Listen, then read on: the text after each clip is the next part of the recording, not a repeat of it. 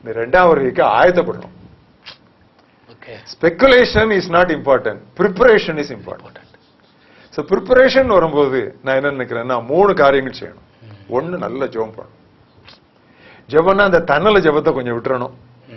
என்னை ஆசீர்வதியும் எங்களை ஆசீர்வதியும் அப்படிங்கறத விட மற்றவர்களை ஆசீர்வதியும் எல்லா மக்களுக்காகவும் சொன்னார்ல, கண்டிப்பா சொன்னாரு. இன்னொன்னு ஆண்டவர் என்ன சொன்னாரு, எப்போ நான் வருவேன்னு உங்களுக்கு தெரியாது, அதனால எப்பொழுதும் ஜெபம் பண்ணி விழித்திருங்கள் என்று சொன்னார். So first prayer. செகண்ட் வந்து பியூரிட்டி, பரிசுத்தம். ஏன்னா இயேசு கிறிஸ்து தெளிவா, யோவான் அழகா சொன்னான், நாம் இப்பொழுது தேவனுடைய பிள்ளைகள் என்று அழைக்கப்படுகிறோம். இனி எவ்விதமா இருப்போம் என்று இன்னும் வெளிப்படவில்லை, ஆனால் அவர் வரும்பொழுது நாம் அவரை போல் இருப்போம். இப்படிப்பட்ட நம்பிக்கை வைத்திருக்கிற எவனும் அவர் சுத்தமுள்ளவராக இருக்கிறது போல தன்னையும் சுத்திகரித்துக் கொள்ள கடவன். அப்ப பியூரிட்டி செகண்ட். கண்டிப்பா சொல்லுல